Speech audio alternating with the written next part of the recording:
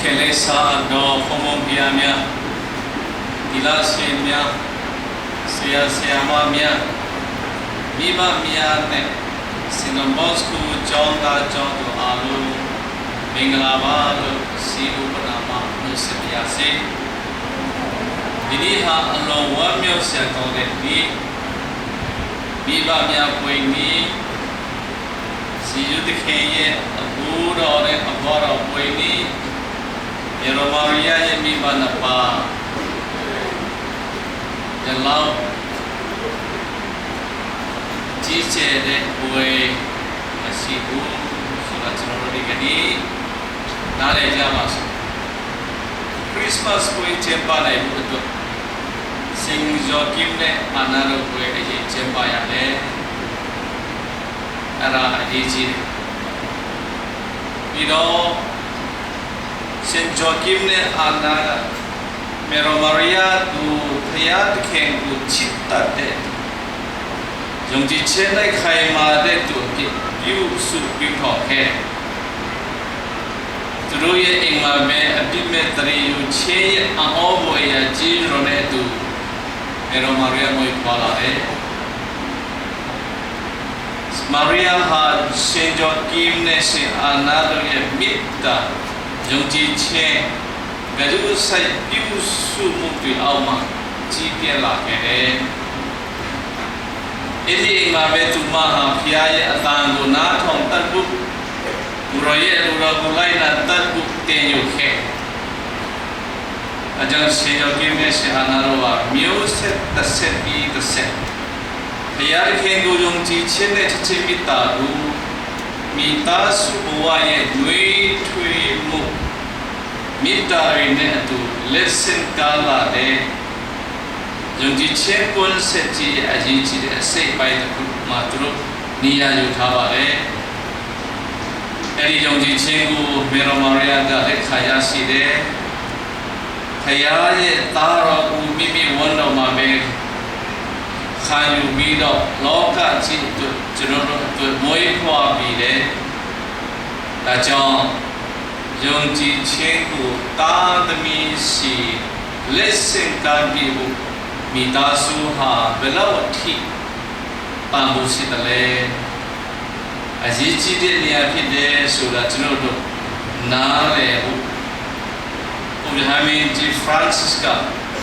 ဇူလိုင်လ16ရက်2023မှာအန်ဂျလုစ်မင်းခွန်မှာမင်းတော်ခဲ့ပါတယ်အရှင်မိမတူဖြစ်တဲ့ဆင်ဂျောကင်နဲ့ဆင်အာနာတို့လူပဲမေရိုမာရီယာဟာကဘာကဲတဲ့ရှင်ရဲ့မေတော်ဖြစ်လာတယ်ကဘာကဲတဲ့ရှင်ရဲ့မေတော်ဒါချက်ကြီးမာတဲ့မေတော်ရှိတော့ဒါကြောင့်ဒီနေ့မှာဂျေဇုစမိဘတိုင်းဂျေဇုတင်ရအောင်ချမ်းသာတွေဖြစ်စေဆင်းရဲတွေဖြစ်စေပညာတတ်တွေဖြစ်စေပညာမဲ့တွေဖြစ်စေမိဘတရားကိုတာသမီးအတွက်မမြင်ရတဲ့ဆောရအနိနာခမှုများနဲ့အသက်ရှင်နေရတယ်ဆိုတာနားလည်သဘောပေါက်ကြပါစို့တာသမီးတရားမှာမိဘကိုရွေးချယ်တဲ့သူမရှိပါဘူးဖယားသခင်ကကျွန်တော်တို့အသက်တော်ဆုံးမိဘကိုပြီးခဲ့တာပါကျောင်းတက်ခင်ဆရာဆရာမတွေမရှိခင်ငယ်ချင်းတွေလည်းမရှိခင်မိဘတွေရတို့နဲ့သူရှိကျွန်တော်တို့လမ်းမလျှောက်တတ်ခင်မိဘတွေရကျွန်တော်တို့ကိုချီပြီးတော့ကိုးမိတယ်စကားမပြောတတ်တဲ့ခင်မှာနားလည်ပြီးတယ်ကိုနစ်နစ်ချိုက်ချိုက်အိတ်တဲ့ညမှာမိဘတွေအားမအိပ်ပဲဆူရင်ပြီးခဲ့ကြတယ်လူတွေပြောလို့ရှိတဲ့စကားတစ်ခုကဘုရားသခင်ကမိမိသားသမီးများကိုဆောင်းရှောက်ဖို့မိဘတွေကိုအနံ့ထားတယ်ဆိုတဲ့စကားတစ်ခုဖြစ်ပါတယ်ကျမ်းစာထဲကစကားမဟုတ်ပြီမဲ့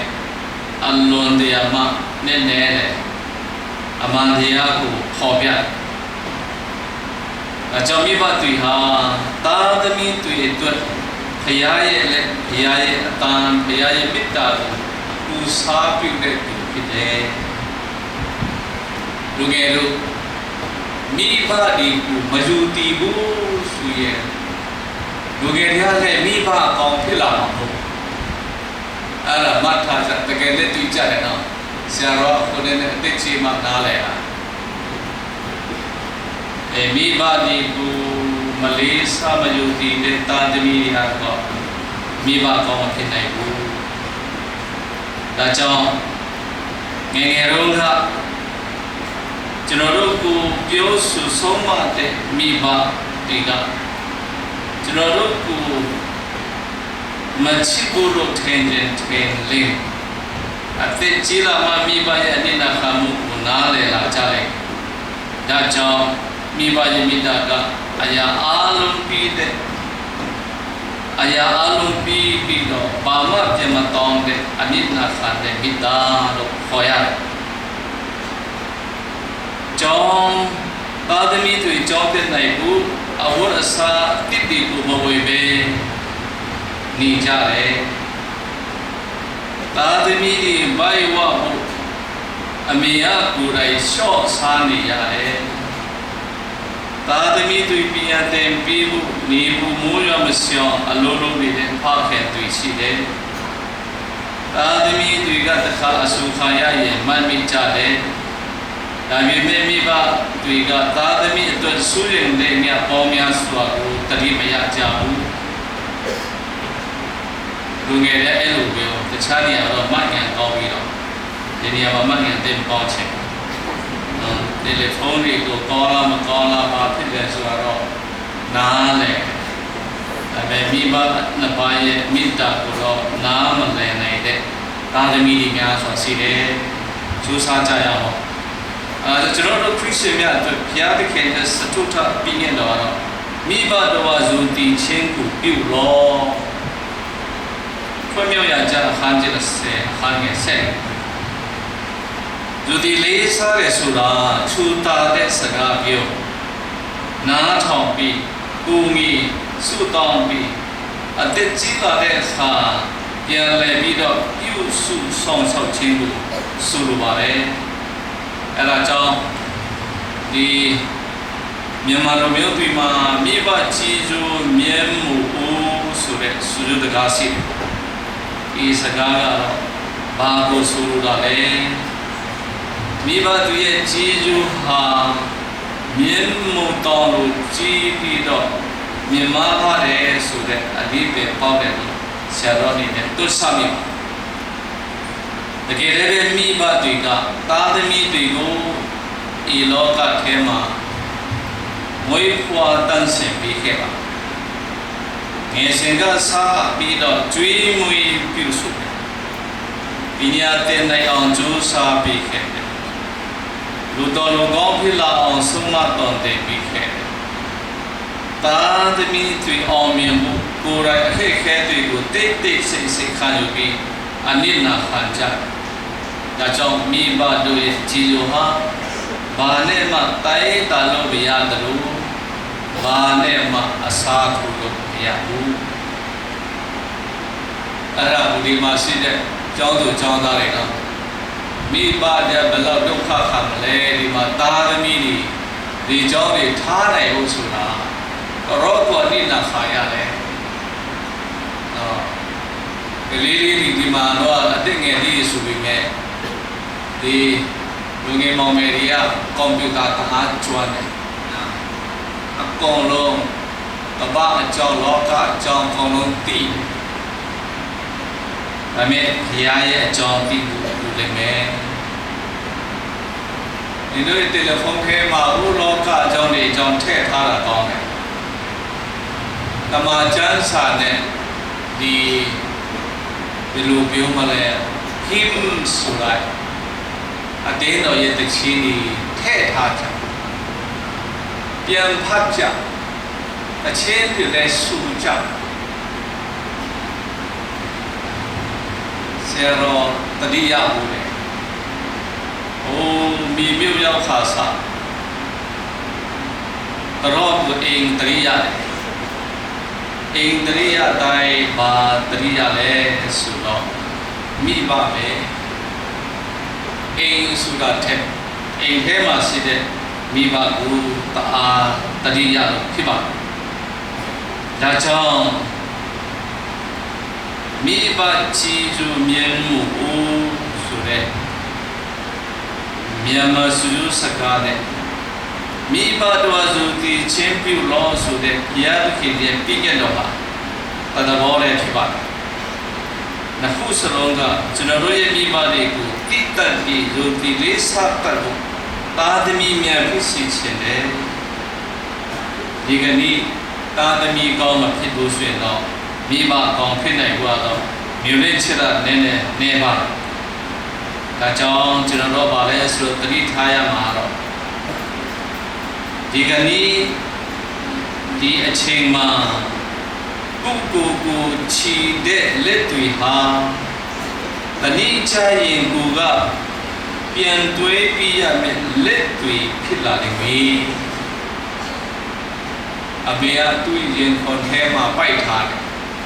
လာလျှောက်တယ်ဖို့သူတို့လက်နဲ့ကြိုက်ပြီးတော့ရောထောက်နဲ့လမ်းလျှောက်တင်ပြီးတယ်တင်ပြီးတဲ့ခုသားသမီးတွေကသူ့ရဲ့မိဘတွေကိုလမ်းမလျှောက်တဲ့အချိန်မှာနိုင်တော့တဲ့အချိန်မှာအဲ့လိုပြန်တွေးပြီးရမယ်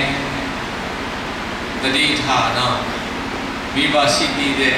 ဝင်ငယ်မောင်မယ်များမိဘတွေကိုစိတ်ဆူအောင်မလုပ်မိနဲ့ဝတ်နဲ့အောင်မလုပ်မိနဲ့မိုးကောင်းကဲ့တဲ့အဝေးကြီးဝေးသွားလိုက်မယ်ဆိုတော့ကျွန်တော်တို့ဒီကနေ့မိဘတွေကိုဂုဏ်ပြုကြတယ်ရှင်ယောကိနဲ့အာနာတို့ဟာနာမည်ကြီးလို့ယဟန္တာဖြစ်လာတာမဟုတ်ဘူး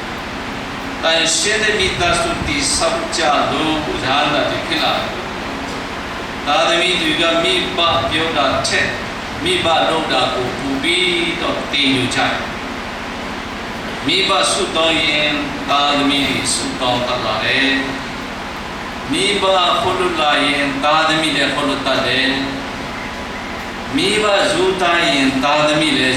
ဇူတာရတယ်ဒါကြောင့်ဘုရားမင်းကြီးဖရန်စစ်ကမိဘတွေကသာသမီတွေကိုပေးနိုင်တဲ့အကြီးဆုံးအမွေဟာငွေကြီးမဟုတ်ပဲယုံကြည်ခြင်း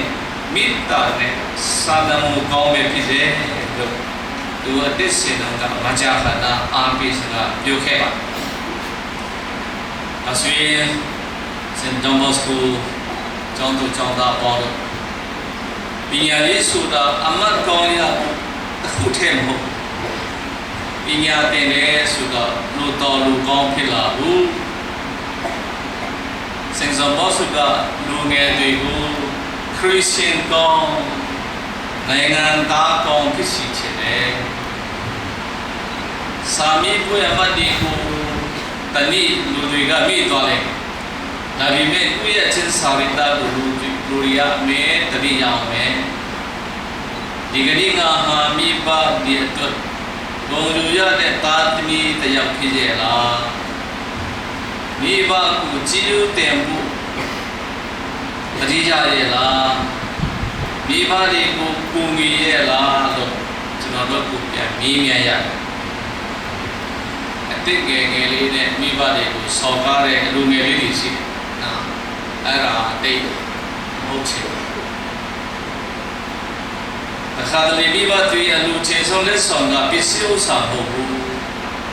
ကြည်ကျတင်ပါလေဖေဖေမေမေအဖေကိုချစ်တယ်အမေကိုချစ်တယ်တောင်းပန်ပါလေဆိုတဲ့စူတာတဲ့စကားတွေဖြစ်ဒီစကားတွေရမိသားစုတစ်ခုလုံးကိုပြန်လဲနွေးထွေးရှိခေါ်အားဖြစ်ရှိလောကမှာ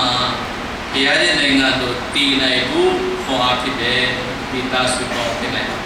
ဒါကြောင့်ကျောင်းမှာစာသင်ကျောင်းမှာအသိပညာသင်ပေးရတယ်မိသားစုမှာတော့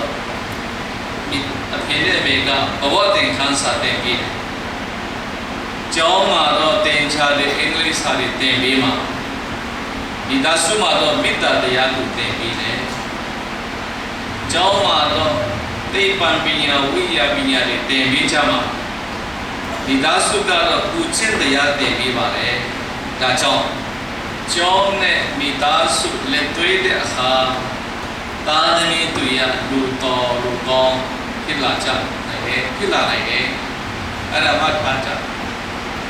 လူငယ်လေးမိမိရဲ့အိမ်မှာမိဘတရားဘယ်လောက်ထိဒုက္ခခံတယ်အပင်ပန်းခံတယ်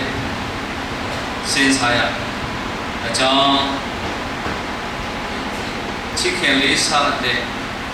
လူငယ်မောင်မယ်ပေါင်းတို့ဒီကနေ့မိဘများကသားသမီးတွေကိုမေတ္တာစိတ်ရှိခြင်းယုံကြည်ခြင်းနဲ့ပြုစုပြုထောင်ကြပါလေသားသမီးများကမိဘကိုသူတည်လေးစားနာထောင်ကျေးဇူးတည်တတ်ကြပြီးတော့အသက်ကြီးလာတဲ့အခါပြန်လဲဆောက်ရှောက်သူတို့ကဆောက်မြုံနေတယ်အခုကျွန်တော်တို့ချင်းလူမျိုးတွေကအဖေနဲ့အမေနဲ့သားသမီးတွေကိုယ်ပြားနေပိုက်ဆံပူတာလောက်နဲ့အကုန်လုံးမပြည့်စုံဘူးအဖေနဲ့အမေနာပါတွားနေပြရမယ်ဆိုတာအရေးကြီးစင်တော်တို့ပူလိုက်ရသားသမီးတွေအမေနာပါအဖေနာပါတွားနေပြီးခြင်းဟာအဲ့ဒါသူတို့အတွက်လောကနိဗ္ဗာန်ပဲဒါကြောင့်ဆရာဆရာမများကကျောင်းသူကျောင်းသားတွေကိုစာတင်ပြီးတာမကစိတ်ဓာတ်နဲ့အကျဉ်းစာရိတ္တကောင်းမအောင်ပြုစုပြုထောင်ပေးကြပါလို့လည်းဆရာတော်အနေနဲ့မှာကြားလိုပါတယ်ရှင်ယောဂီနဲ့ဆရာနာတို့ကဘုတို့လိုမိသားစုတိုင်းမှာအသစ်ဆင်နိုင်မယ်ဆိုရင်တော့ကျွန်တော်တို့မိသားစုကျွန်တော်တို့ကျောင်းတွေကိုပုံမူကောင်းလာလိမ့်မယ်တင်းတော်ကျတဲ့ပုံမူခိုင်မာလာလိမ့်မယ်။ယမန်ကြီးကျတဲ့ပုံမူငြိမ်းချမ်းလာလိမ့်မယ်လို့ဆရာတော်ကြည့်မိပါတယ်။အကြောင်းသားသမီးများအတွင်းရှင်အနိနာခဏိကြတဲ့မိဘတိုင်းကိုဘုရားခင်ကောင်းချီးပြီးတော်မူပြီးတော့သားသမီးများကလည်းမိဘကိုဇွန်တီလေးစားနာထောင်ကျေးဇူးတတ်ကြရဲ့အသက်ကြီးလာတဲ့အခါပြန်လဲဆောက်ရှောက်နိုင်တဲ့သာသမီကောင်းများဖြစ်နိုင်ဖို့တရားသခင်ဟာဆုတောင်းကြပါစို့ဘုရားရှင်ကအသက်ရှိခြင်းအသက်ပြောဆွမ်းခြင်းကောင်းကြီးများနဲ့ဝေဝေဖြားဖြားပေးကြပါစေလို့ဆုတောင်းပြလိုက်ရတဲ့